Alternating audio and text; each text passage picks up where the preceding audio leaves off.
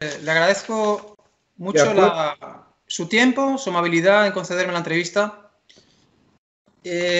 Afortunadamente, la situación en Nicaragua se ha calmado respecto a la crisis que hubo el año pasado entre abril y agosto.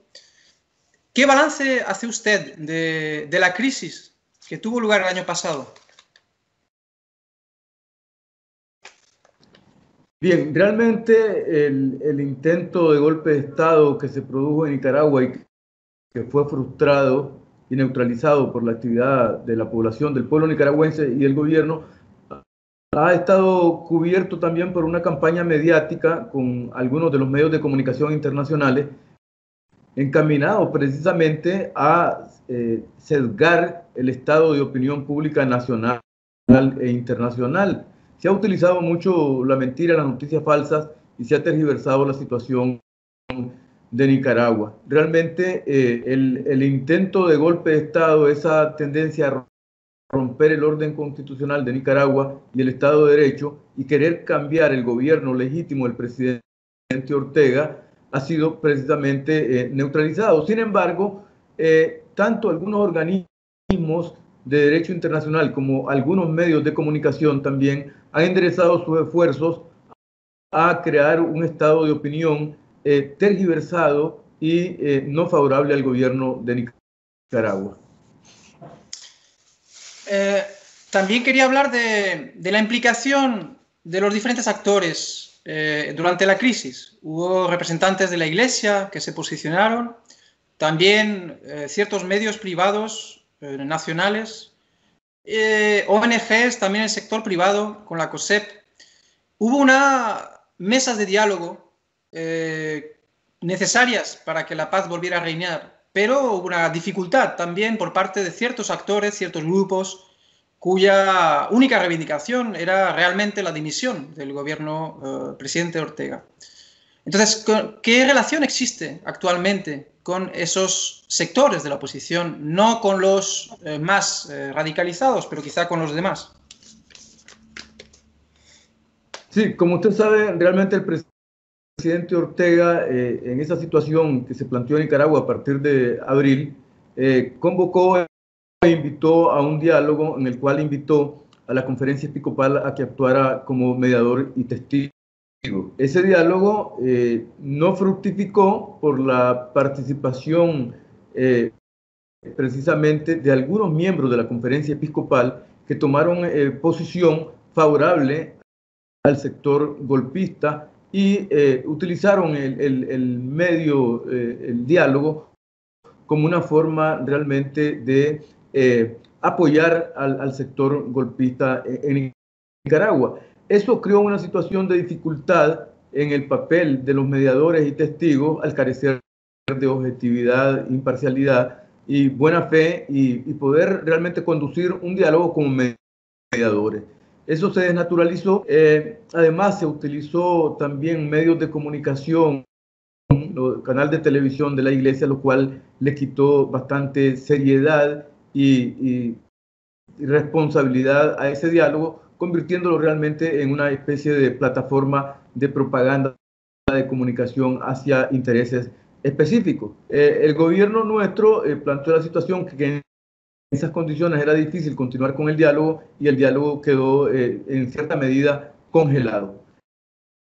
Ese diálogo, como ha sido evidente, no participaron los partidos políticos de Nicaragua, sino que participaron sectores de ONG, algunas ONG, algunos representantes del sector privado y algunos sectores estudiantiles. Realmente ese diálogo no habían partidos políticos, no participaron partidos políticos, sino personalidades representativas de la oposición y el sector golpista de Nicaragua, que lo que tenían como objetivo, y así lo expresaron claramente, era no establecer una mesa de diálogo para conversar y dialogar, sino que ellos dijeron que eso era una mesa diseñada para la entrega del poder por parte del gobierno del presidente Ortega. Es decir, habían diseñado un golpe de Estado y también integraron la mesa de conversación para materializar un cambio de gobierno por la vía de hecho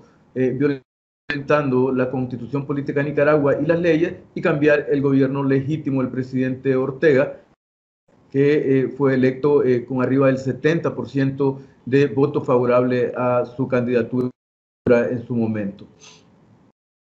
Y hoy en día no tienen lugar esas concentraciones por parte de la oposición, o continúa habiendo ese tipo de movilización. ¿Cómo? Nicaragua hoy está en tranquilidad, en paz, en las actividades normales de un Estado, de un país, de una nación que continúa desarrollando sus actividades tal como estaba haciéndolas anteriormente del intento de golpe de Estado.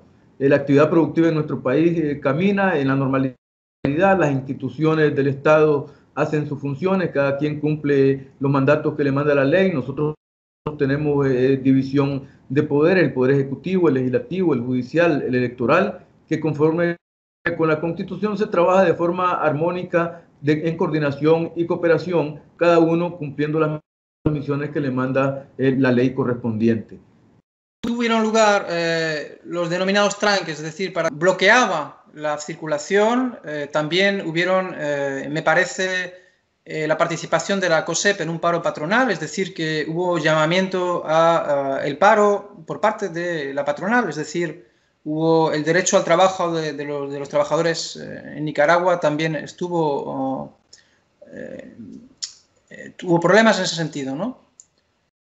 Esta situación ya no se da. Se produjo, como recordará, en ese intento de golpe se planteó algo que no había ocurrido en Nicaragua. Más que plantearse, se materializó, que fue un bloqueo de las principales vías de comunicación, tanto en carreteras, la carretera panamericana que une a los países centroamericanos y que facilita el intercambio comercial, pero sobre todo el tranque y las barricadas que se construyeron en las ciudades, en las carreteras, y que realmente produjo en ese momento un secuestro masivo de parte de la población nicaragüense.